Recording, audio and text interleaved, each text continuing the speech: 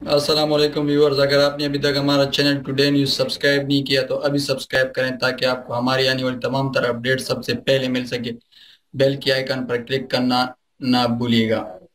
چلیے ویڈیو دیکھتے ہیں۔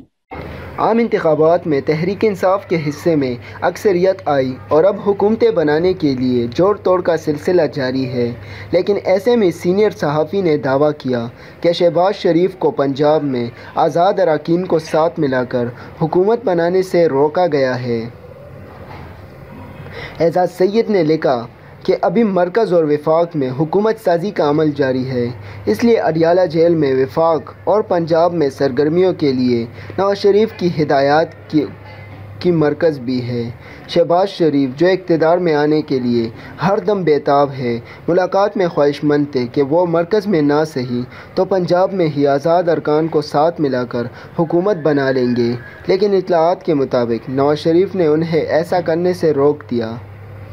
شہباز شریف ہے تو نواز شریف کے بھائی، مگر وہ ان سے بہت مختلف ہے، پکے کاروباری لیکن بھائی کے بھی وفادار۔